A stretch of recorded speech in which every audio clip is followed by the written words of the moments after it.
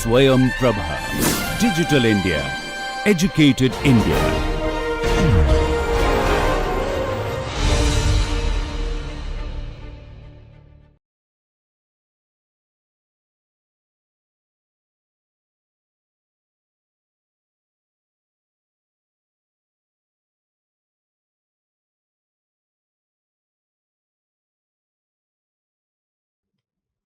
Well students, मैं doctor Ajay Kumar Singh, faculty of law BHU। This is my 26th lecture. नए आपराधिक कानून के अंतर्गत मेंस या दुराशय और कठोर दायित्व का सिद्धांत। इस व्याख्यान के अंतर्गत देखने का प्रयास करेंगे कि अपराध के लिए दूषित आशय, गिल्टी इंटेंशन का होना आवश्यक है, दूषित दुराशय का होना आवश्यक है, परंतु कुछ ऐसे भी मामले होते हैं जहां पर व्यक्ति के दूषित आशय पर ध्यान न देकर के बल्कि व्यक्ति के द्वारा किए गए दोषपूर्ण कार्य को ध्यान में रखते हुए उसके आपराधिक दायित्व का निर्धारण किया जाता है। इसको ही आपराधिक विधि के अंतर्गत कठोर दायित्व की संज्ञा दी गई है कि जहां पर अपराधी के द्वारा किए गए कार्य, दोषपूर्ण कार्य में उसके दूषित आशय को न देख करके, उसके दुराशय को न देखकर, बल्कि उसके द्वारा किए गए दोषपूर्ण कार्य के आधार पर उसकी आपराधिक दायित्व का निर्धारण किया जाए, उसे दंडित किया जाए। तो दुराशय आपराधिक विधि में एक इसेंशियल कंपोनेंट है। बिना व्यक्ति के दूषित आशय के कार्य अपराध नहीं हो सकता, और दूषित आशय के अभाव में भी व्यक्ति के द्वारा किए गए दोषपूर्ण कार्य को आपराधिक रूप से उत्तरदायी ठहराया जाए, इसे कठोर दायित्व की श्रेणी में रखते हुए, मानते हुए न्यायपालिका व्यक्ति के द्वारा किए गए, अपराधी के द्वारा किए गए दोषपूर्ण कार्य को अपराधी मानते हुए उसको दंडित करती है। अब इसी बात को कि मेंसरिया दुराशय और स्ट्रिक्ट लायबिलिटी, इन दोनों में क्या परस्पर संबंध है, समझने का प्रयास करेंगे। स्क्रीन पर आप देखिए, मैंने जैसा कि लिखा है दुराशय मेंसरिया, एक तरफ लिखा हुआ है दुराशय प्लस दोषपूर्ण कार्य इज इक्वल टू अपराध। इसको लैटिन वर्ड में, लैटिन भाषा में बोलते हैं mens rea plus actus reus is equal to crime. Mental element अपराध में कितना महत्वपूर्ण है, मैंने इसके पहले अपराध के तत्व में, उस व्याख्यान में मैंने डिटेल से बताया है कि जो अपराध के तत्व होते हैं कि कोई भी कार्य अपराध नहीं है जब तक उसे दूषित आशय के साथ न किया गया। दूसरी तरफ आप देखें स्क्रीन पर, मैंने लिखा है एक्टस नॉन फेसिट्रियम निसी मेंसिट्रिया। ये लैटिन वर्ड है, यह आपराधिक दायित्व के निर्धारण का एक सूत्र है, एक फार्मूला है। जिस फार्मूला का यूज, जिस प्रकार से रासायनिक विज्ञान में, केमिस्ट्री के अंतर्गत फार्मूला है किसी भी कंपाउंड के, किसी भी तत्व के मिलने का, जैसे अगर हम बात करें कि H2SO4 है, तो हाइड्रोजन और सल्फर ऑक्साइड का मिलना एक प्रकार से एक अम्ल एसिड बनाता है। ठीक उसी प्रकार से आपराधिक मामलों में भी कुछ फार्मूले हैं, कुछ सूत्र हैं जिनके जुड़ जाने से वह अपराध बनता है, क्राइम बनता है, और यदि वह तत्व अनुपस्थित है तो निश्चित रूप से उसे अपराध न माना जाए, अपराध नहीं माना जाएगा, बल्कि अन्य कोई भी वह कार्य हो सकता है। तो इसको जिस सत्र के, जिस फार्मूला के तहत व्यक्ति के द्वारा किए गए आपराधिक दायित्व का निर्धारण बहुत पहले रोम से ही या विश्व के अन्य देशों में किया जाता रहा है, वह सूत्र जो मैंने आपको लिखा है कि एक्टस नॉन फेसिट्रियम निसी मेंसिट्रिया, उसका इंग्लिश वर्ड है कि act itself does not make a man guilty unless his intention is to do so. कार्य किसी व्यक्ति को अपराधी नहीं बनाता जब तक वह कार्य आपराधिक आशय से न किया गया हो। अब दूषित आशय व्यक्ति का गिल्टी इंटेंशन ही उसे अपराधी बनाता है या आपराधिक दायित्व से बाहर करता है। इसलिए किसी भी व्यक्ति के द्वारा किए गए दोषपूर्ण कार्य के लिए उसे आपराधिक रूप में उत्तरदायी ठहराने के लिए न्यायालय देखता है कि क्या व्यक्ति के द्वारा किया गया कार्य प्रोहिबिटेड बाय लॉ है, विधि द्वारा निषिद्ध है। विधि द्वारा निषिद्ध कार्य प्रोहिबिटेड बाय एक्ट है, एक्टस रियस है, रांगफुल एक्ट किया है, दोषपूर्ण कार्य किया है। दोषपूर्ण कार्य के साथ साथ न्यायालय को देखना होता है कि क्या उस दोषपूर्ण कार्य को करते समय अभियुक्त का मस्तिष्क, अभियुक्त की मानसिक अवस्था उस अपराध को करने के लिए दूषित आशय से किया गया था, किसी आपराधिक आशय इरादे से किया गया था। तभी दो तभी इन दो तत्वों के आधार पर उस व्यक्ति के आपराधिक दायित्व का न्यायालय निर्धारण करती है और उस व्यक्ति को अपराधी मानती है। यदि दोषपूर्ण कार्य किया गया है परंतु दूषित आशय नहीं है, दुराशय नहीं है, तो ऐसे कार्य को अपराध की श्रेणी में नहीं रखा जाता है।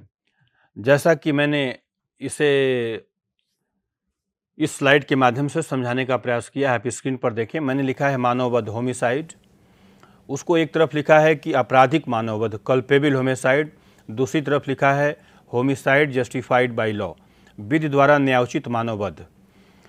और नीचे मैंने लिखा है जैसे रेप के मामले में हमलावर की मृत्यु कारित करना, यह अपराध नहीं माना जाता। अपराध इसलिए नहीं माना जाता, अब जैसे कि मैंने ये बताने का प्रयास किया, मानववध जो होमिसाइड है इसको इस रूप में समझें कि एक मानव के द्वारा दूसरे मानव की मृत्यु कारित करना, ये होमिसाइड कहते हैं इंग्लिश में, और इसे मानववध की संज्ञा दी जाती है। और हिंदी में चूंकि मानववध वर्ड यूज किया गया है इसलिए हम उसे मानववध कल्पेबल होमिसाइड, एक मानव के द्वारा दूसरे मानव का वध किया जाना, मृत्यु कारित किया जाना, यह मानववध कहलाता है। अब ये मानववध विधि सम्मत भी हो सकता है और मानववध अवैध भी, विधि विरुद्ध भी हो सकता है, आपराधिक भी हो सकता है। आपराधिक मानववध, एक मानव के द्वारा दूसरे मानव का वध किया जाना आपराधिक कब होगा? जब वह किसी आपराधिक इरादे से किया गया हो, या जहां पर व्यक्ति किसी आपराधिक इरादे से यह जानते हुए कि जो वह कार्य कर रहा है उससे मृत्यु हो सकती है, या धन उगाही या पैसे के लिए उसकी किसी की मृत्यु कारित करता है, एक विशिष्ट उद्देश्य के लिए, या व्यक्ति की मस्तिष्क या व्यक्ति उस मृत्यु का मानववध के लिए, मानववध के पीछे उसका कोई एक मोटिव हो, कोई उसका एक उद्देश्य हो कि मोटिव बिहाइंड मर्डर क्या है। चुनाव में हारा हुआ प्रत्याशी अपने प्रतिद्वंदी को राजनीतिक प्रतिद्वंदता के कारण जो है उसका मर्डर कर देता है। तो ये ऐसे तमाम कारण हैं कि अपराध घटित होने के पश्चात, मानववध हो जाने के पश्चात न्यायालय देखती है कि what is motive behind murder, उस मानववध के पीछे उसका मोटिव क्या है। तो मानववध आपराधिक तब होगा जब वह विशिष्ट आशय और आपराधिक आशय गिल्टी इंटेंशन के साथ किया गया हो। परंतु जहां पर एक व्यक्ति के द्वारा, एक मानव के द्वारा दूसरे मानव का वध किया जाए और वह मानववध दोषपूर्ण कार्य है, किलिंग मतलब एक व्यक्ति के द्वारा दूसरे की मृत्यु कारित करना, यह दोषपूर्ण कार्य तब होगा जब एक विशिष्ट आशय या एक इरादे से किया गया है, एक मोटिव, एक हेतु से किया गया है। कानून ही, लॉ ही यह परमिशन देती है, अनुमति प्रदान करती है कि किसी व्यक्ति के द्वारा उन परिस्थितियों में मृत्यु कारित करना जायज होगा, विधिपूर्ण होगा, लाफुल होगा, जब किसी व्यक्ति के ऊपर हमला किया जा रहा हो, प्राणघातक हमला किया जा रहा हो। तो उस प्राणघातक हमले से निपटने के लिए भारतीय कानून, आपराधिक कानून जो अभी हाल ही में भारतीय संसद के द्वारा बनाया गया है, भारतीय न्याय संहिता 2023, उसके अंतर्गत भी धारा 35-36 में दिया गया है कि प्राइवेट प्रतिरक्षा के अधिकार में यदि मृत्यु कारित की जाए तो वह विधिपूर्ण है।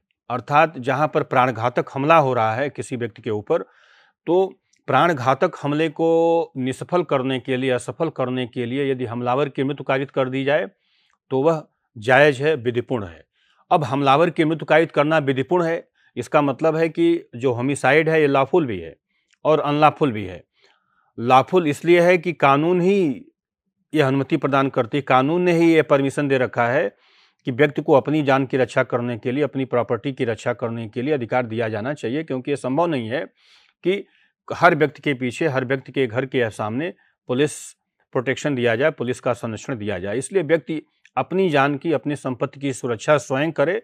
यदि उसके शरीर पर या उसके संपत्ति पर कोई अनवांटेड अटैक हुआ है, तो उस अनवांटेड अटैक को रोकने के लिए कोई भी व्यक्ति उस हमले को निष्फल करने के लिए हमलावर को यदि मार भी दे, या किसी बालिका या स्त्री पर कोई बलात्कार करने, रेप करने के आशय से हमला किया गया है, तो ऐसी पीड़िता यदि हमलावर की मृत्यु कारित कर दे तो वह जो किलिंग है वह किलिंग जस्टिफाइड बाय लॉ है, वे जो उस परिस्थिति में मृत्यु कायित की जा रही है वह विधिपूर्ण मानी जाती है। कानून इस बात की अनुमति प्रदान करता है।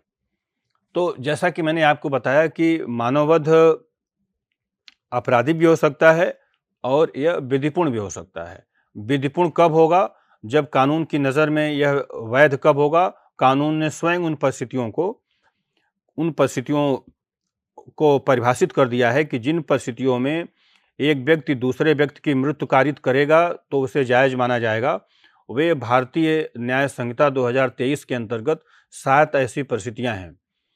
7 ऐसी परिस्थितियां कम है जब हमले का आशय मृत्यु कारित करना हो, जब हमला बलात्संग करने के आशय से, रेप करने के आशय से किया गया है, जब हमले का परिणाम घोर क्षति हो, जब हमला का परिणाम अपहरण या व्यापहरण करने के आशय से किया गया हो, जब हमला एसिड अटैक से हमला किया गया हो। ऐसे परिस्थितियां हैं जिन परिस्थितियों में हमलावर की मृत्यु कारित किया जाना वैध माना जाता है, विधिपूर्ण माना जाता है। इसके अतिरिक्त कोई ऐसी परिस्थिति नहीं होगी जिस परिस्थिति में हमलावर की मृत्यु कारित करना जायज माना जाए। यदि हमलावर की मृत्यु कारित की जाती है तो निश्चित रूप से वह आपराधिक मानववध होगा या वह मर्डर माना जाएगा, हत्या माना जाएगा। तो कहने का तात्पर्य है कि ये तो दुराशय हो गया कि मेंटल जो गिल्टी माइंड है, गिल्टी इंटेंशन है, किसी अपराध को करने के लिए व्यक्ति के आशय का, व्यक्ति के इंटेंशन का गिल्टी होना, आपराधिक होना जरूरी है। और न्यायालय देखती है कि जो किया गया कार्य है वह आपराधिक आशय से है या सद्भाव पूर्वक किया गया कार्य है। तो ये दो मैंने आपको मानववध लॉफुल कब होगा, अनलॉफुल कब होगा, दृष्टांत के माध्यम से बताने का प्रयास किया। दूसरा, अब स्क्रीन पर देखें, मैंने लिखा है सद्भाव पूर्वक किया गया कार्य। सद्भाव पूर्वक किया गया कार्य और मेंसरिया दोनों एक दूसरे के परस्पर विरोधी हैं। सद्भाव पूर्वक किया गया कार्य क्या है? स्क्रीन पर देखिए, मैंने लिखा है कि व्यक्ति की सहमति से उसके फायदे के लिए किया गया कार्य। जैसे डॉक्टर मरीज का मामला है, डॉक्टर मरीज की जान बचाने के लिए सद्भाव पूर्वक उसका ऑपरेशन करता है और मृत्यु हो जाए। व्यक्ति की जीवन की रक्षा के लिए उसकी सहमति के बिना किया गया कार्य, इसको मैंने डॉक्टर सद्भाव पूर्वक किए गए कार्य में कानून मानती है कि यह दूषित आशय नहीं था। दूषित आशय नहीं है तो अपराध नहीं माना जाएगा। अब सद्भाव पूर्वक किए गए कार्य को स्क्रीन पर आप देखिए, मैंने दो भागों में इसको बांटा है। एक है व्यक्ति की सहमति से किया गया कार्य और एक है व्यक्ति की रक्षा के लिए उसकी सहमति के बिना किया गया कार्य। जैसा सभी छात्र आप जानते हैं, सद्भाव पूर्वक कार्य को गुड फेथ इसको बोलते हैं कि act which is done in good faith. कोई ऐसा कार्य जो गुड फेथ में किया जाए, पूरी उचित सावधानी एवं सतर्कता के साथ किया जाए। और स्वयं भारतीय न्याय संहिता 2023 के अंतर्गत गुड फेथ को परिभाषित किया गया कि कोई कार्य सद्भाव पूर्वक किया गया कार्य कहा जाएगा यदि वह उचित सावधानी एवं सतर्कता के साथ किया जाता है। तो जहां पर डॉक्टर के द्वारा मरीज या मरीज के परिजनों के सहमति से मरीज की जान बचाने के लिए, पेशेंट की जान बचाने के लिए यदि डॉक्टर उस पर शल्य चिकित्सा करता है, ऑपरेशन करता है और मरीज की मृत्यु भी हो जाए, तो भी ऐसे मामलों में डॉक्टर के विरुद्ध कोई आपराधिक मुकदमा तब तक पंजीकृत नहीं किया जा सकता जब तक यह साबित न हो जाए कि डॉक्टर की लापरवाही थी या डॉक्टर उपेक्षावान था। और उपेक्षा, जैसा कि मैंने बताया, यहाँ पर डॉक्टर और मरीज की केस में जो दूषित आशय है या डॉक्टर का दूषित आशय नहीं है, वह उपेक्षा नेग्लिजेंट एक्ट के माध्यम से मेंसरिया दुराशय को परिभाषित करने का प्रयास किया गया है। अर्थात यदि न्यायालय में साबित कर दिया जाए कि डॉक्टर के द्वारा मरीज का ऑपरेशन करते समय उसके पेट में कोई कॉटन या कोई सामग्री छूट गई जिसके कारण उस मरीज की मृत्यु हो गई और वह किसी भी अल्ट्रासाउंड या किसी भी मेडिकल परीक्षण के माध्यम से यह साबित हो जाए कि डॉक्टर की लापरवाही थी, ऑपरेशन करते समय पूरी सावधानी एवं सतर्कता नहीं बरती गई, तो पूरी सावधानी एवं सतर्कता का न बरता जाना माना जाएगा कि डॉक्टर के द्वारा भी सद्भावपूर्वक कार्य नहीं किया गया था। तो यह 99% डॉक्टर को बचाव तो देता है गुड फेथ, सद्भावपूर्वक किया गया कार्य, लेकिन 1% ऐसे भी मामले आते हैं कभी प्रकाश में या कभी मीडिया के माध्यम से, और ये मामले सुप्रीम कोर्ट तक भी गए हैं कि जहां पर डॉक्टर के द्वारा ऑपरेशन करना अपेंडिक्स का और वह डॉक्टर ने किडनी का ऑपरेशन, किडनी निकाल लिया। ऐसे मामले रेयरेस्ट होते हैं, परंतु फिर भी समाज में इस प्रकार के मामले देखने को मिलते हैं।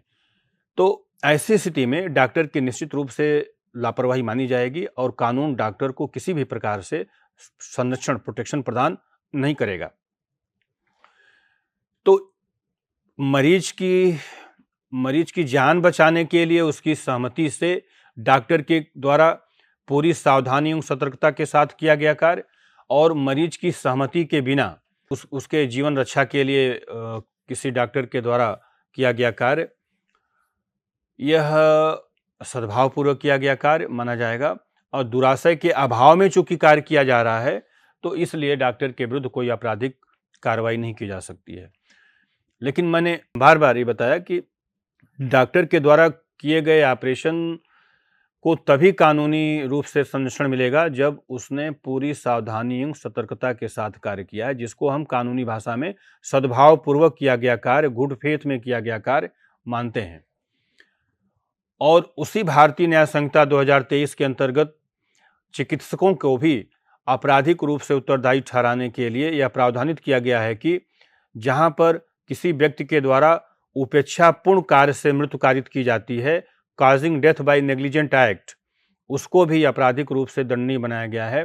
और पहले भारतीय दंड संहिता 1860 की धारा 304 क के अंतर्गत यह प्रावधानित किया गया था कि जहां पर कोई व्यक्ति उपेक्षापूर्ण कार्य करके किसी की मृत्यु कारित करेगा वह अपराध है और उसे धारा 304 क के अंतर्गत दंडनीय बनाया गया था।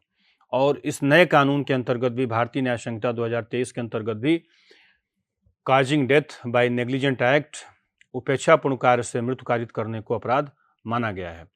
तो मैं ये बताने का प्रयास कर रहा था कि दुराशय और सद्भावपूर्वक कार्य यह दोनों एक दूसरे के परस्पर विरोधी हैं। अर्थात जहाँ पर दुराशय होगा, दूषित आशय होगा, वहाँ पर सद्भावपूर्वक किया गया कार्य नहीं होगा, और जहाँ कार्य सद्भावपूर्वक किया गया होगा वहाँ पर दूषित आशय या आपराधिक आशय नहीं होगा। यह साबित करने का भार किस पर होगा? यह साबित करने का भार अभियुक्त पर होगा कि अभियुक्त के द्वारा जो किया गया कार्य है वह पूरी सावधानी एवं सतर्कता के साथ किया गया कार्य है। आपराधिक मामलों में सदैव न्यायालय के समक्ष कार्रवाई प्रारंभ की जाती है सरकारी पक्ष के द्वारा, सरकारी वकील, जिसको हम तकनीकी भाषा में अभियोजन बोलते हैं, अभियोजन पक्ष, प्रोसिक्यूशन पक्ष। तो प्रोसिक्यूशन ये साबित करेगा कि किया गया कार्य अपराधी के द्वारा कार्य करते समय he was having guilty mind, उसके मस्तिष्क में गिल्टी मतलब उसका इंटेंशन था, आपराधिक आशय के साथ किया गया कार्य है। और अभियुक्त को यह साबित करना होगा कि वो पूरी सावधानी एवं सतर्कता के साथ कार्य किया था। इन्हीं दो के मध्य गिल्टी इंटेंशन, मेंस rea और गुड फेथ, सद्भावपूर्वक किया गया कार्य, दोनों एक दूसरे के लिए, एक अभियुक्त के लिए बचा हुआ, एक सरकारी पक्ष के लिए। अब इसके बाद देखते हैं दुराशय का अभाव। मैंने इसको किन मामलों में मेंस rea एब्सेंट मानी जाती है कि दूषित आशय नहीं है, आप स्क्रीन पर देखें। मैंने लिखा है पुलिस एनकाउंटर। पुलिस एनकाउंटर कब वैध होगा, इसको भी समझाने का प्रयास किया। दूसरी तरफ लिखा है विधि द्वारा आबद्ध कार्य, विधिक बाध्यता में किया गया कार्य कानून मानती है कि दूषित आशय के अभाव में किया गया कार्य अतः क्षम्य है। इस पर एक केस है state of West Bengal versus Shivmangal Singh, AIR 1981 supreme court. दूसरी तरफ मैंने लिखा है अमजद खान बनाम मध्य प्रदेश राज्य, AIR 1952 सुप्रीम कोर्ट। अब दुराशय का अभाव वहाँ भी होता है जहाँ पर पुलिस के द्वारा एनकाउंटर किया जाता है। प्राय ऐसे मामले आते हैं जब एक गलत धारणा बनी है लोगों में कि पुलिस एनकाउंटर का मतलब है, जैसे शब्द यूज किया जाता है पुलिस एनकाउंटर, ये माना जाता है कि वह एनकाउंटर फर्जी है या वह एनकाउंटर गलत है। जबकि कानून में स्वयं पुलिस को पावर दिया गया है कि पुलिस अगर एनकाउंटर करती है, उसमें अपराधी की मृत्यु होती है तो वह जायज है, वैध है। और अवैध एनकाउंटर सदैव उसके लिए पुलिस को उत्तरदायी ठहराया जाता है। और आपराधिक रूप से उत्तरदायी ठहराते हुए पुलिस अधिकारियों को भी, पुलिस टीम को भी आजीवन कारावास हुआ है यदि एनकाउंटर अवैध पाया गया है। परंतु पुलिस के द्वारा एनकाउंटर यदि किया जाता है, किसी की मृत्यु कायद की, अपराधी की मृत्यु कायद की जाती है, तो वह वैध कहाँ पर है वो मैं उसको आपको बताने का प्रयास कर रहा हूँ पहले भी जो कानून बना था, आपराधिक कानून बना था 1973 का, जिसको हम दंड प्रक्रिया संहिता 1973 की संज्ञा देते हैं, उस दंड प्रक्रिया संहिता जो सीआरपीसी क्रिमिनल प्रोसीजर कोड 1973 की धारा 4646 के अंतर्गत यह प्रावधान किया गया था कि पुलिस गिरफ्तारी के दौरान ऐसे किसी भी व्यक्ति की मृत्यु कारित नहीं करेगी जिसके विरुद्ध मृत्युदंड या आजीवन कारावास से दंडनीय आपराधिक मुकदमा पंजीकृत न हो। अर्थात गिरफ्तारी के दौरान पुलिस ऐसे व्यक्ति की मृत्यु कारित कर सकती है जिसके विरुद्ध मृत्युदंड या आजीवन कारावास से दंडनीय अपराध का अभियोग पंजीकृत है। तो वह धारा 46 ही पुलिस को गिरफ्तारी के दौरान मृत्यु कारित करने का अधिकार प्रदान करती थी ऐसे व्यक्ति को जिसके खिलाफ ऐसी धाराएं लगी हों जिस धारा में मृत्युदंड का प्रावधान हो या आजीवन कारावास का प्रावधान हो। अगर इनमें से इन दो दंडों में से किसी एक दंड की धारा यदि किसी भी अभियुक्त के विरुद्ध लगी है, एफआईआर हुआ है, तो निश्चित रूप से गिरफ्तारी के दौरान पुलिस ऐसे अगर व्यक्ति की मृत्यु कारित कर दी है तो उसका कार्य धारा 46 के अंतर्गत क्षम्य था। उसी प्रावधान को भारतीय न्याय संहिता 2023 के अंतर्गत भी लागू किया गया है कि ड्यूरिंग अरेस्ट, गिरफ्तारी के दौरान पुलिस अधिकारी किसी ऐसे व्यक्ति की मृत्यु तब तक कारित नहीं करेगा जब तक ऐसे व्यक्ति के विरुद्ध मृत्युदंड या आजीवन कारावास से दंडनीय कोई आपराधिक मुकदमा पंजीकृत न हो, आपराधिक अभियोग दर्ज न हो। अब उसको नकारात्मक रूप से देखें, अर्थात गिरफ्तारी के दौरान पुलिस ऐसे किसी व्यक्ति की मृत्यु कारित कर सकती है जिसके विरुद्ध मृत्युदंड या आजीवन कारावास से दंडनीय कोई आपराधिक मुकदमा पंजीकृत है। तो कहने का तात्पर्य यह है कि पहले कहा जाता था धारा 302 हत्या, जिसमें हत्या को दंडनीय बनाया गया। अगर 302 की एफआईआर किसी के विरुद्ध हुई है और वह गिरफ्तारी से बचने का प्रयास कर रहा है और पुलिस टीम पर हमला कर रहा है, तो धारा 302 की एफआईआर पुलिस को उस व्यक्ति को एनकाउंटर के दायरे में ला देती थी कि पुलिस चाहे तो उस व्यक्ति को गिरफ्तारी के दौरान मृत्यु भी कारित कर, उतना बल प्रयोग करे, अगर उससे मृत्यु भी हो जाए तो उसका कार्य, पुलिस का कार्य वह न्यायोचित है, जायज ठहराया जा सकता है। इसीलिए उसमें मैंने आपको बताने का प्रयास किया कि सभी पुलिस एनकाउंटर अवैध नहीं होते जब तक कि न्यायालय में साबित न कर दिया जाए कि वह किसी निर्दोष को मारा गया है, उसके खिलाफ कोई ऐसी धारा नहीं लगी थी जिसमें कि मृत्युदंड या आजीवन कारावास का प्रावधान था। तो निश्चित रूप से उस पुलिस या पुलिस के सदस्यों के ऊपर भी हत्या का मुकदमा चलेगा और उन्हें दंडित किया जा सकता है। दूसरा है, दुराशय कहाँ नहीं माना जाता, दूषित आशय का अभाव कहाँ पर होता है। वह मैंने जो स्क्रीन पर लिखा है कि विधि द्वारा आबद्ध व्यक्ति के द्वारा किया गया कार्य, उसमें भी माना जाता है कि दूषित आशय नहीं है। उदाहरण के तौर पर किसी शहर में सांप्रदायिक दंगा भड़क जाता है और उग्र भीड़ लूटपाट करने लगती है, सरकारी संपत्ति को नष्ट करने का प्रयास करती है, प्राइवेट संपत्ति को नष्ट करने का प्रयास करती है, आगजनी करती है, आग लगाती है। ऐसी उग्र भीड़ को काबू करने के लिए, नियंत्रित करने के लिए यदि जिले का पुलिस अधीक्षक उस भीड़ पर गोली चलाने का आदेश देता है, बार बार उनको अनाउंसमेंट करने से कि यह शांत हो जाए, यदि वह भीड़ शांत नहीं होती और उस भीड़ के द्वारा संपत्ति का नुकसान और जान माल की नुकसान किया जा रहा है, उसमें कई लोग मर रहे हैं, कई लोगों को जिंदा जला दिया गया है, यदि ऐसी स्थितियां प्रशासन के समक्ष हैं और जिले का पुलिस अधीक्षक यदि आदेश देता है पुलिस कर्मियों को कि भीड़ को नियंत्रित करने के लिए गोली चलाई जाए और वहां पर यदि गोली चलाई जाए, उसमें कोई व्यक्ति मर जाए, तो निश्चित रूप से ऐसे कार्यों को कानून के अंतर्गत और भारतीय न्याय संहिता 2023 के अंतर्गत भी क्षम्य घोषित किया गया है। क्योंकि यहां पर जो किया गया कार्य है, कानून उसको न्यायोचित ठहराती है।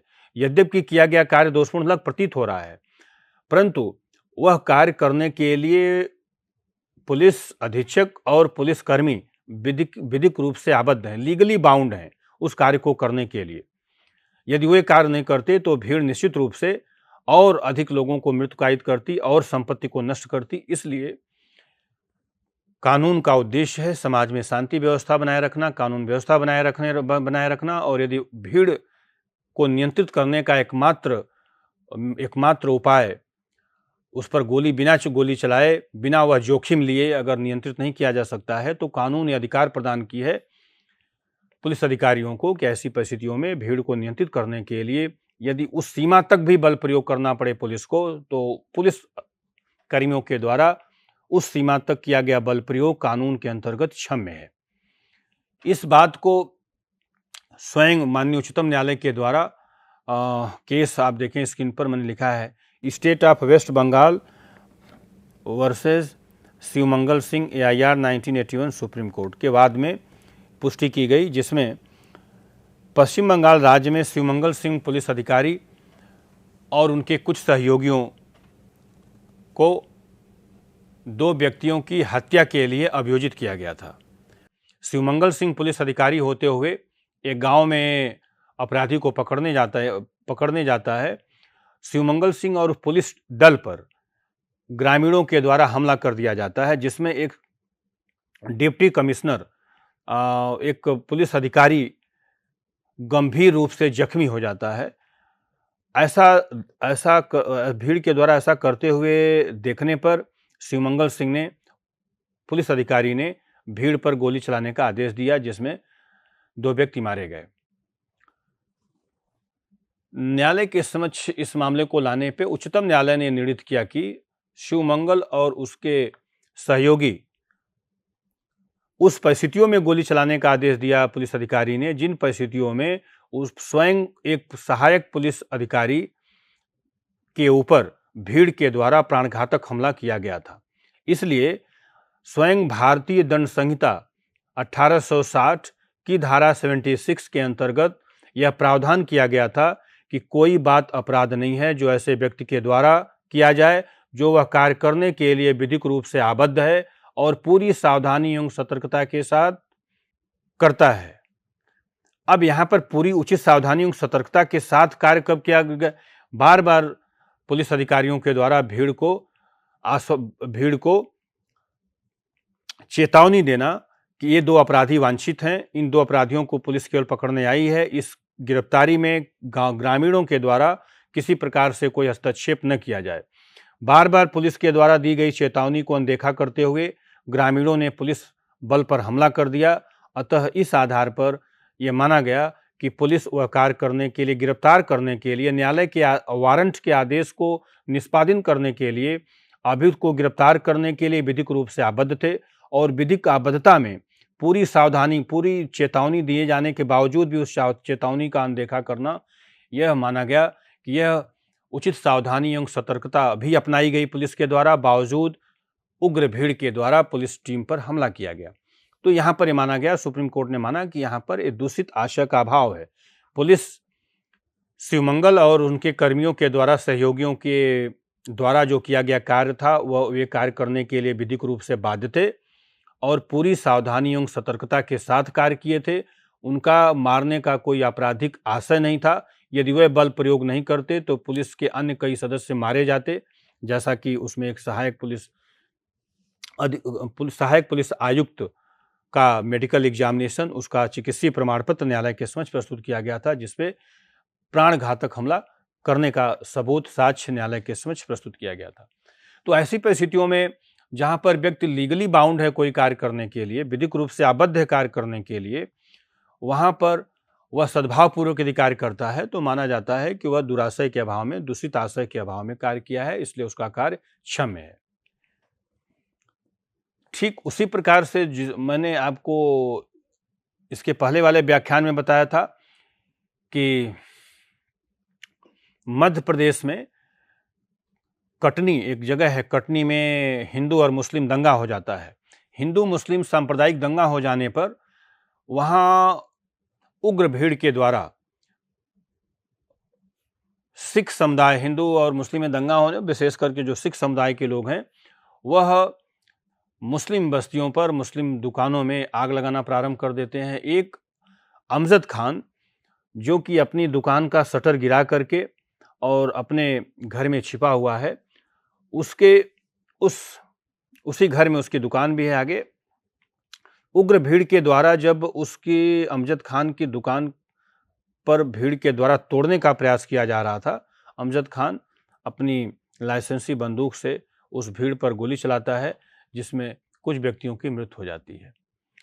अब अमजद खान के विरुद्ध हत्या का मुकदमा दर्ज किया जाता। न्यायालय के समक्ष वाद लाए जाने पर अमजद खान अपने बचाव में तर्क प्रस्तुत करता है कि उसका कोई दूषित आशय नहीं था, मारने का कोई इरादा नहीं था। जब उग्र भीड़ के द्वारा अपने को और अपने परिवार के लोगों को घिरा हुआ पाता है और उग्र भीड़ के द्वारा कई दुकानें जलाकर नष्ट कर दी गई थी, कई लोग उसमें जलाकर मारे गए थे और स्वयं वह भी और उसके परिवार के सदस्य भी उस घटना के शिकार होते, उनकी भी मृत्यु कर दी जाती। इसलिए ऐसी परिस्थितियों से घिरा पा करके अपनी जान बचाने के लिए उसने आत्मरक्षा में उसने ऐसा कदम उठाया। उच्चतम न्यायालय के द्वारा यह निर्णित किया गया कि स्वयं भारतीय दंड संहिता 1860 की धारा 100 के अंतर्गत भारत के प्रत्येक व्यक्ति को अपनी शरीर और संपत्ति की रक्षा करने का अधिकार प्रदान किया गया है और अपनी शरीर या संपत्ति की रक्षा करने में यदि हमलावर की मृत्यु भी कारित कर दी जाए, जहां पर हमले से घोर क्षति होने की आशंका हो, जहां पर हमले से मृत्यु होने की आशंका हो, वहां पर हमलावर की मृत्यु कारित करना जायज है। इसलिए यह कार्य दुराशय में नहीं, दूषित आशय में नहीं, आपराधिक आशय के बिना किया गया कार्य है और यह न्यायोचित है, न्यायसंगत है। तो इस दो केस के माध्यम से आपने देखा कि उच्चतम न्यायालय ने भी विधिक प्रावधानों के भारतीय दंड संहिता जो पुराना कानून था उसके अंतर्गत भी और वर्तमान में जो भारतीय न्याय संहिता 2023 है इसके अंतर्गत भी व्यक्ति के दूषित आशय के अभाव में किए गए कार्य को कानून क्षम्य घोषित करती है, न्यायोचित ठहराती है। अब नेक्स्ट देखते हैं महत्वपूर्ण केस। इस पर 3 मैंने नीचे लिखा है। एक है Sherras versus De Rutzen. Sherras versus De Rutzen 1895। ये इंग्लिश केस है, इंग्लिश न्यायालय के द्वारा डिसाइड किया गया केस है। दूसरा है state of Maharashtra versus M H. George, AIR 1964। और तीसरा केस है Nathulal versus state of MP, AIR 1965 supreme court. ये 2 केस कई अन्य जगहों पर भी बहुत इंपॉर्टेंट केस हैं और इसलिए मैंने इन 3 केस के माध्यम से बताने का प्रयास किया है कि मेंसरिया दुराशय के अभाव में कब व्यक्ति के कार्य को क्षम्य घोषित किया जा सकता है। सिराज बनाम डी रुटजन 1895 का एक केस है, इंग्लैंड का एक केस है जिसमें इंग्लैंड के न्यायालय के द्वारा यह निर्णित किया गया कि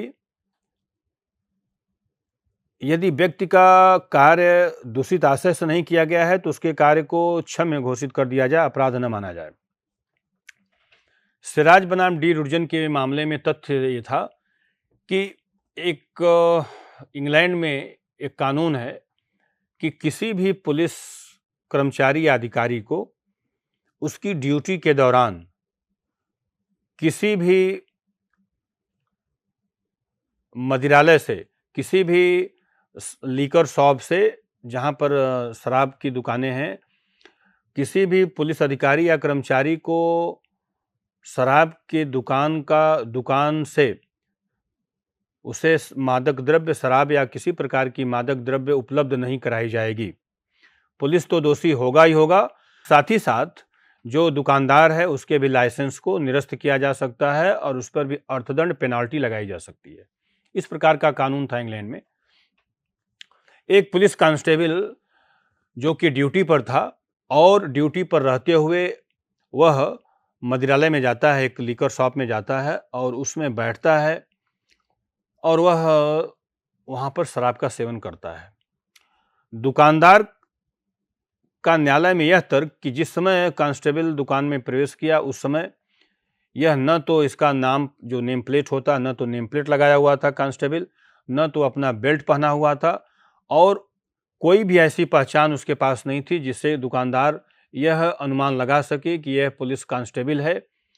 इस विश्वास के साथ कि अभी एक सामान्य नागरिक होगा और सामान्य नागरिक को लीकर लाइसेंस के साथ शराब उपलब्ध कराना यह अपराध नहीं था। अब न्यायालय को डिसाइड करना था कि क्या इसके लाइसेंस को रद्द किया जाए क्योंकि इसने पुलिस कांस्टेबल को ड्यूटी के दौरान मादक द्रव्य शराब को उपलब्ध कराया था। न्यायालय ने निर्णित किया कि चूंकि पुलिस कांस्टेबल से अपेक्षा की जाती है कि उसके पास जो भी पहचान के चिन्ह हैं, नेम प्लेट हो, उसके पास जो आर्मलेट हैं, उसके पास जो बेल्ट हैं, उसका जो यूनिफॉर्म है, यही उसकी पहचान है। और यदि ये सारी पहचान किसी कांस्टेबल के द्वारा ड्यूटी के दौरान धारण नहीं किया जाता, तो यह कोई भी सामान्य मस्तिष्क का व्यक्ति यह अनुमान कर सकता है कि यद्यपि वह कांस्टेबल सरकारी नौकर हो सकता है, सरकारी सेवक हो सकता है, पुलिस कांस्टेबल हो सकता है, परंतु यदि वह सादे वर्दी में है, यदि वह यूनिफॉर्म में नहीं है, तो यह माना जाएगा कि स्वस्थ मस्तिष्क का व्यक्ति यही अनुमान लगा सकता है कि एक सामान्य नागरिक, साधारण नागरिक की बात है। यही बात समझते हुए उस दुकानदार ने भी ऐसे पुलिस कांस्टेबल को शराब उपलब्ध कराई। अतः वह दूषित आशय, उसका कोई आपराधिक आशय, कोई दुराशय नहीं था उस कार्य के पीछे। तो न्यायालय के द्वारा उस शराब के जो दुकानदार के लाइसेंस को रद्द नहीं किया गया, बल्कि ये माना गया कि उसका जो कार्य था वह दूषित आशय के साथ, आपराधिक आशय के साथ नहीं किया गया था, अतः वैध है। यह केस 1895 का है। यह केस भारत में भी जब 1860 में आईपीसी बनी, अंग्रेजों ने जब आईपीसी बनाई 1860 की, तो वहाँ पर जितने भी इस प्रकार के केस डिसाइड होते थे, तो यहाँ पर न्यायालय में जो अंग्रेज थे, उन केस को यहाँ पर भी लागू करने का या उसी प्रकार का साक्ष्य है, तो यहाँ पर भी उन केसों के आधार पर केस डिसाइड करने का प्रयास करते थे। दूसरा केस इसमें है state of Maharashtra versus M A George का, जो विधि की भूल क्षम्य है, तथ्य की भूल क्षम्य नहीं है। इसके अंतर्गत मैंने इसके पहले का जो लेक्चर था, जिसमें तथ्य की भूल क्षम्य, विधि की भूल क्षम्य नहीं है, ignorance of fact is excuse and ignorance of law is no excuse, उस लेक्चर में भी मैंने इस केस का उद्धृत किया था कि महाराष्ट्र राज्य सरकार ने एम.एच. जॉर्ज, जो एक विदेशी नागरिक था, उसके विरुद्ध भारतीय भूभाग में भारत सरकार की अनुमति के बिना सोना ले जाने के लिए उसको गिरफ्तार किया गया था। इसने उच्चतम न्यायालय में तर्क प्रस्तुत किया कि भारत में ऐसा कानून है कि बिना सरकार की अनुमति के कोई न तो भारतीय भूभाग से सोना बाहर ले जा सकता है, न तो भारत के बाहर से सोना, गोल्ड मंगवा सकता है। यह कानून उसको ज्ञात नहीं था, उस कानून के विषय में उसको जानकारी नहीं है। सुप्रीम कोर्ट ने कहा कि ये ignorance of law is no excuse, कानून की भूल कोई बचाव नहीं है, कोई क्षम्य नहीं है। अगर इसको अलाउ कर दिया जाएगा, अनुमति प्रदान कर दी जाएगी, तो हर अपराधी गिरफ्तारी के समय ये कहेगा, कानून का उल्लंघन भी करेगा और यह न्यायालय में तर्क लेगा कि उसे उसके द्वारा किए गए कार्य के विषय में जानकारी नहीं, जो कार्य किया है वास्तव में यह अपराध है, उसको इस बात की जानकारी नहीं थी, अन्यथा उस कानून का वो पढ़ा है। तो इसलिए कानून की भूल कोई बचाव नहीं है और इस आधार पर ये माना गया कि वह अपराधी है, उसको दंडित किया गया। तीसरा इसको केस स्क्रीन पर आप देखें, मैंने लिखा है Nathulal versus state of MP. यह भी केस वहाँ अपराध के तत्व में 2-3 जगह पर इसका केस का उल्लेख मिलता है आपराधिक मामलों में। एक तो अपराध के तत्व वाले में, दूसरा उस धारा में जहाँ पर लिखा है कि ignorance of fact is excusable and ignorance of law is no excuse, तथ्य की भूल क्षम्य, विधि की भूल क्षम्य नहीं है। उस चैप्टर में भी ये केस महत्वपूर्ण है। कैसे? नाथूलाल एक अनाज का व्यापारी है और उसने लाइसेंस के लिए अप्लाई किया हुआ है संबंधित प्राधिकारी को, लाइसेंस प्राधिकारी को, इस विश्वास पे कि एक निश्चित समय के भीतर उसे लाइसेंस मिल जाएगा। वह गेहूं के अनाज का भंडारण करता है और उसे इस आधार पर गिरफ्तार किया जाता है कि बिना लाइसेंस के गेहूं का भंडारण किया हुआ है, अनाज का भंडारण किया हुआ है। न्यायालय में उसने तर्क प्रस्तुत किया कि मैंने उस अनाज व्यापारी ने लाइसेंस के लिए आवेदन किया था और इस सद्भावपूर्वक विश्वास पे कि उसे लाइसेंस समय के भीतर अधिकारी के द्वारा जारी कर दिया जाएगा, उसने व्यापार जारी रखा। इसलिए इस कार्य में उसका कोई दूषित आशय नहीं है। न्यायालय के द्वारा भी यह स्वीकार किया गया कि यहाँ पर एक तथ्य की भूल मानी जा सकती है कि जिस लाइसेंस के लिए उसने आवेदन किया है, अब प्राधिकारी की जवाबदेही है कि प्राधिकारी उसको निश्चित समय के भीतर लाइसेंस प्रदान करे।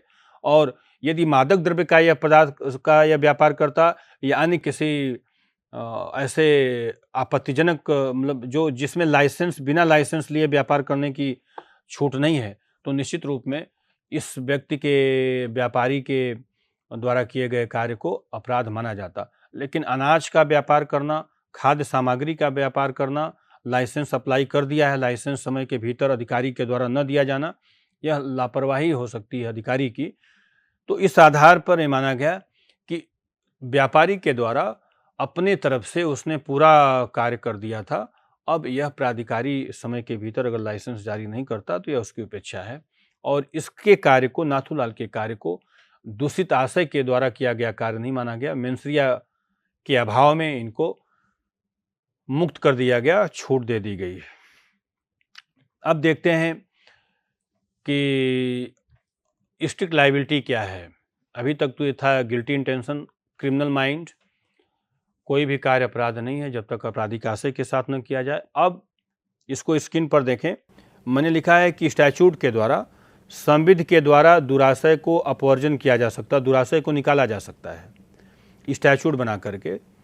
पहला स्टैच्यूट क्या है, कानून क्या है, the prevention of corruption act, इसको बोलते हैं भ्रष्टाचार निवारण अधिनियम।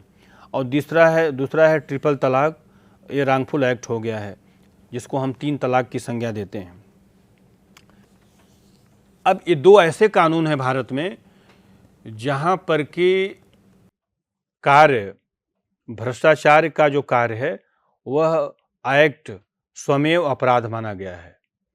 अब वह आपराधिक आशय से किया जाए न किया जाए उस पर कानून ध्यान, उस पर न्यायपालिका, न्यायालय ध्यान नहीं देती। यदि कोई व्यक्ति सरकारी धन का दुरुपयोग करता है और उस सरकारी धन को गरीबों में बांटता है, वो ये कहता है कि सरकार का ये पैसा मैंने इसलिए निकाल लिया, बैंक मैनेजर कहता है कि पैसा मैंने इसलिए बैंक से निकाल लिया जिससे कि मैं गरीबों में इसको पैसे को बांटा है, तो यह एक अपराध माना जाएगा। उद्देश्य उसका पवित्र हो सकता है, करने वाले व्यक्ति का, बैंक मैनेजर का उद्देश्य बहुत पवित्र हो सकता है कि उसने गरीबों को, निर्धनों को, भूख से पीड़ित व्यक्तियों को उन्होंने उस पैसे को उनमें बांट दिया है, उनका उद्देश्य बहुत अच्छा हो सकता है।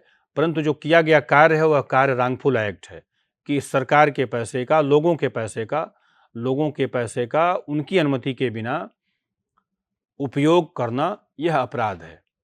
तो यहाँ पर कानून के माध्यम से व्यक्ति के द्वारा किए गए कार्य को अगर दोषपूर्ण घोषित किया गया है तो वह कार्य रॉन्गफुल अगर एक्ट है, दोषपूर्ण कार्य है, तो व्यक्ति के आशय, व्यक्ति के उद्देश्य को ध्यान पर नहीं देखा जाता। कि अगर कोई गैंग है, अगर गैंग वह बैंक लूटती है और वह पैसा बैंक लूट करके लोगों में, गरीबों में बांटती है, तो ये कदापि ऐसे कार्य को न्यायोचित नहीं ठहराया जा सकता कि ये गरीबों में पैसा बांटते हैं, क्योंकि जो एक्ट है, जो किया गया कार्य है वह स्वयं में दोषपूर्ण है, रॉन्गफुल एक्ट है, लूट करना। तो उद्देश्य कभी भी दोषपूर्ण कार्य को, अवैध कार्य को न्यायोचित नहीं ठहरा सकता है।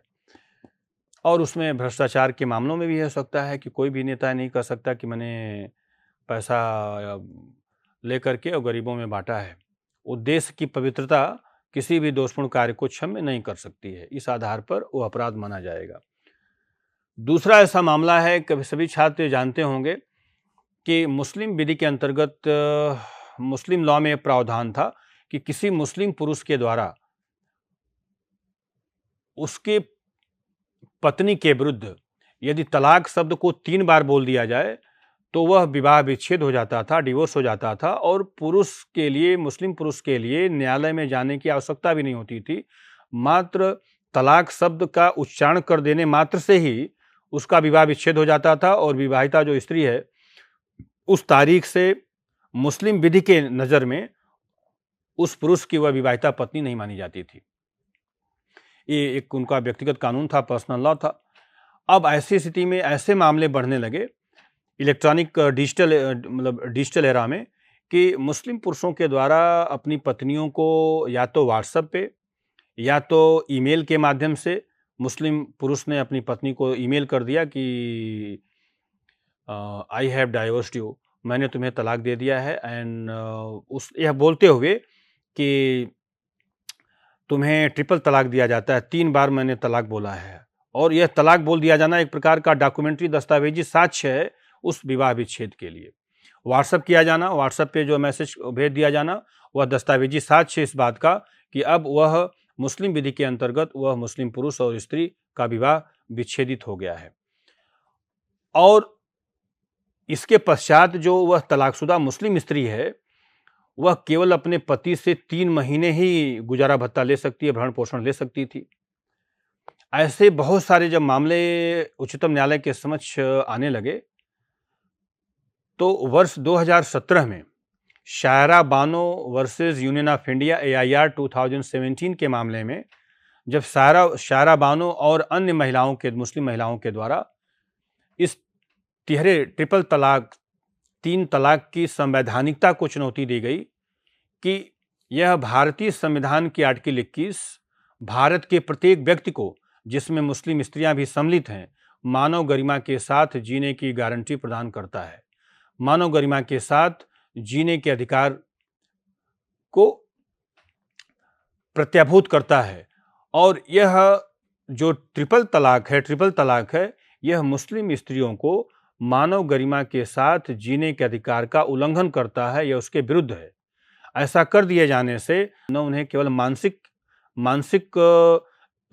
त्रासदी या मानसिक यंत्रणा का शिकार होना पड़ता है, बल्कि उनके आर्थिक नुकसान, उनके 3 महीने के पश्चात उनके समक्ष भरण पोषण का आर्थिक संकट का भी सामना उन्हें करना पड़ रहा है।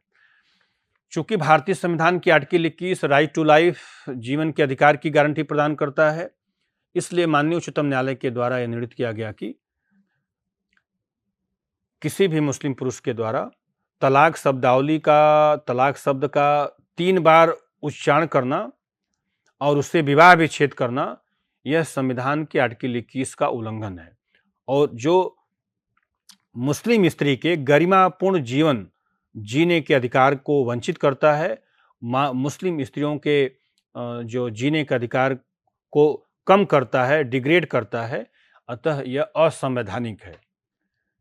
और इसको भारतीय संसद के द्वारा इस पर एक कानून बनाते हुए यह कानून बनाया जाए कि ट्रिपल तलाक शब्द का उच्चारण किया जाना अब अपराध माना जाएगा। अब इसी उच्चतम न्यायालय के उस निर्णय के आलोक में ही वर्ष 2019 में भारतीय संसद के द्वारा ट्रिपल तलाक को अपराध घोषित कर दिया गया। तो आप देखिए, बताने का प्रयास मैं जो कर रहा हूं कि कानून बना करके किसी भी कार्य को अपराध घोषित कर सकती है, और जब संसद के द्वारा कानून बना के किसी कार्य को अपराध घोषित किया जाता है तो उसमें इस बात का स्पष्ट प्रावधान भी किया जा सकता है कि इसमें दूषित आशय नहीं देखा जाएगा। ऐसे कार्य दूषित आशय के, आपराधिक आशय के अभाव में भी ये कार्य अपराध माने जाएंगे। और उसका सबसे अच्छा उदाहरण जो मैंने आपको बताया, ट्रिपल तलाक, 3 तलाक का मामला है। कुछ दिन पहले, वर्ष 2019 के पहले, यह ट्रिपल तलाक वैध था, लाफुल एक्ट था और मुस्लिम पुरुषों को एक अधिकार, लाफुल ये उनका राइट था कि अगर वह 3 तलाक जो है, if they pronounce this evil word talaq thrice, तो ये उस अपने 3 बार बोले गए तलाक से शब्द से अपने विवाह को विच्छेद कर सकते थे 2019 के पहले। परंतु वर्ष 2019 में संसद ने कानून बना के यह निर्णित किया कि इसमें अगर ये शब्द ही बोला जाए तो ही अपराध माना जाएगा। इसमें मुस्लिम पुरुष को यह न्यायालय में साबित करने के लिए अवसर ही नहीं प्रदान किया जाएगा कि ऐसा बोले जाने से, ऐसा बोला जाना, बोलने के पीछे उसका कोई आपराधिक आशय नहीं था, दूषित आशय नहीं था।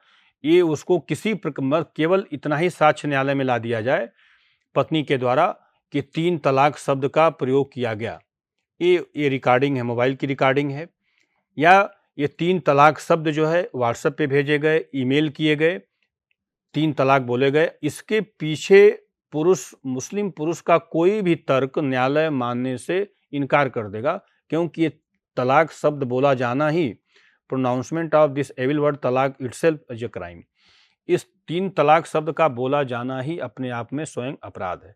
मुस्लिम पुरुष से नहीं कर सकता कि तलाक इसलिए बोला कि वह उसकी पत्नी किसी अनैतिक कार्यों में लिप्त थी, या पत्नी स्वयं क्रूरता का व्यवहार कर रही थी, ये सारे तर्क विवाह विच्छेद का कारण बन सकते हैं।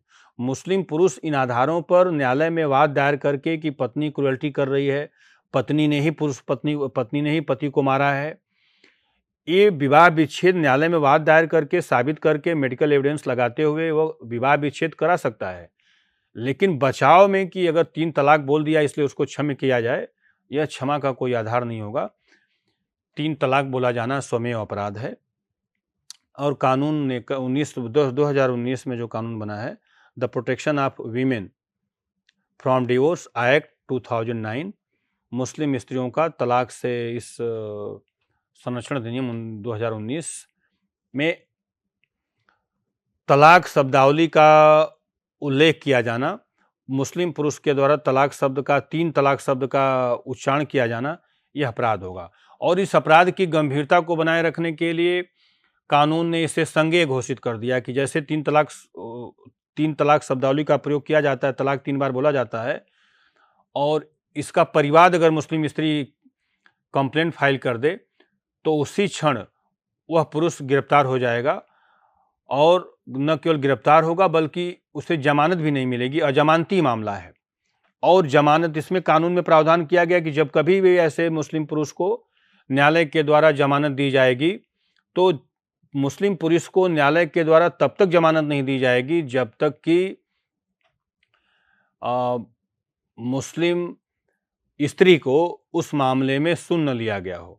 अर्थात बिना मुस्लिम स्त्री को सुने हुए उस मामले में जमानत नहीं दी जा सकती है। तो ये एक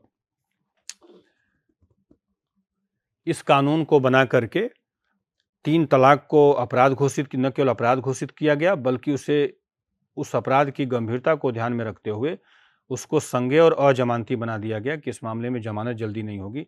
यदि मुस्लिम स्त्री इसका जमानत का विरोध कर देती है कि इसने न केवल तलाक बोला बल्कि इसने मारा पीटा भी है, अगर इस प्रकार का साक्ष्य न्यायालय के समक्ष ला देती है तो मुस्लिम पुरुष के जमानत मिलने की संभावना समाप्त हो जाएगी।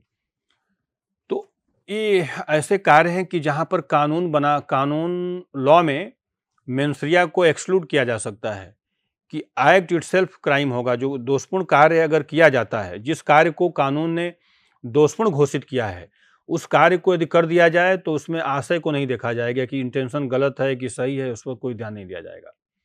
ऐसे मामले को भारतीय आपराधिक विधि के अंतर्गत, भारतीय न्याय संहिता 2023 के अंतर्गत कठोर दायित्व की श्रेणी में रखा गया है, स्ट्रिक्ट लायबिलिटी के अंतर्गत रखा गया है। यहाँ पर कोई भी छूट या कोई बचाव नहीं मिलता। मात्र अभियुक्त के द्वारा मैंने जैसा कि पहले बताया, स्ट्रिक्ट लायबिलिटी के अंतर्गत, कठोर दायित्व के अंतर्गत न्यायालय व्यक्ति के द्वारा, अपराधी के द्वारा किए गए दोषपूर्ण कार्य पर ध्यान केंद्रित करती है, न कि उसके दूषित आशय पर।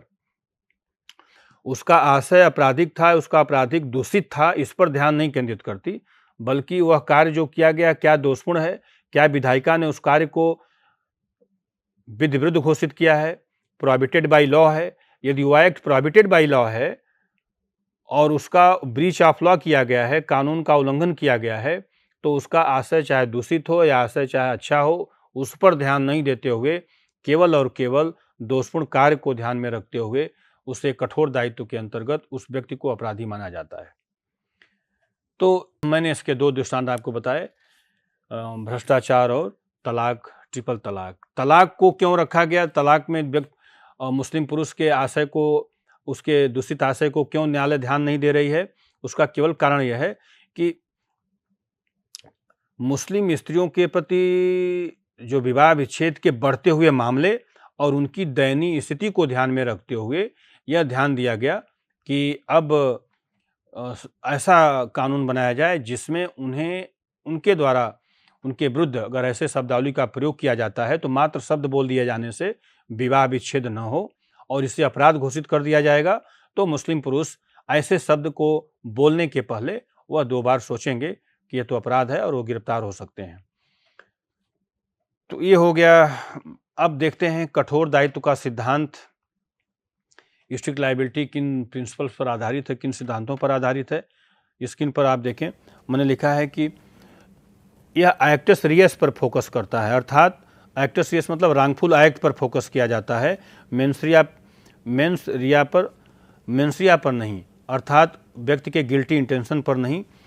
दूसरा लिखा मैंने कि regardless of mental status if wrongful act is committed that is crime. Mental status उसका सही है या गलत है इस पर कानून ध्यान नहीं देती, अगर रांगफुल एक्ट कमिट किया जाता है तो ये क्राइम माना जाएगा। जैसे एनवायरमेंटल क्राइम है, फाइनेंशियल स्कैम है, फूड सेफ्टी कानून है।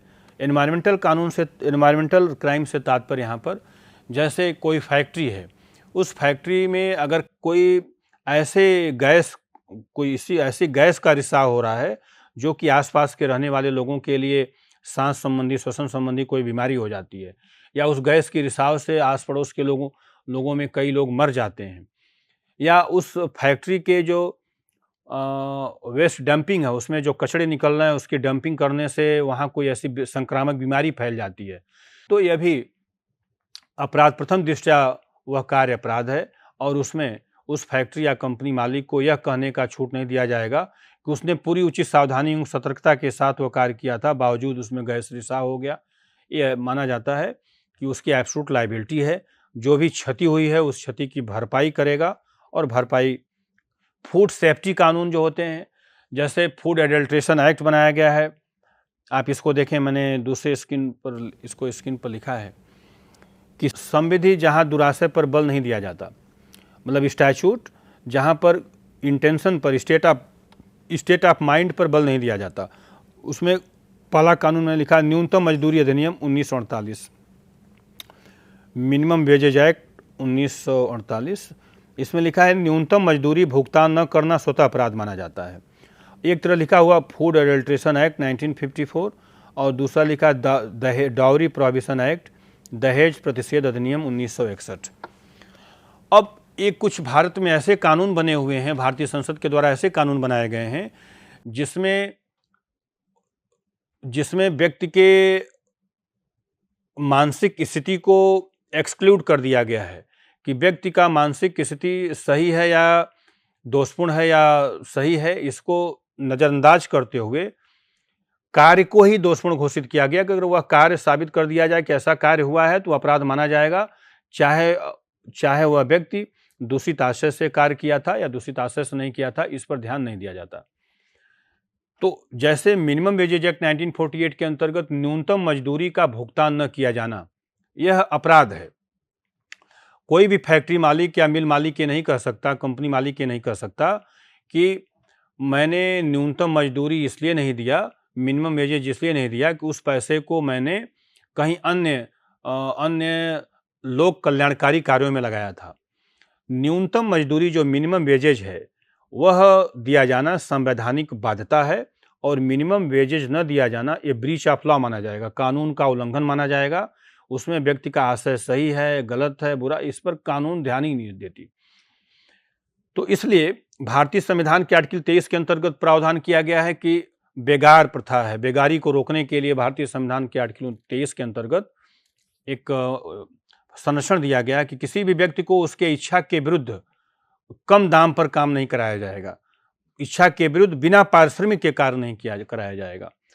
तो ये बलात्सम को रोकने के लिए, फोर्स्ड लेबर को रोकने के लिए ये कानून किया गया कि जो मिनिमम वेजेज है, जो न्यूनतम मजदूरी है, वह उसका भुगतान किया जाए एम्प्लॉयर के द्वारा।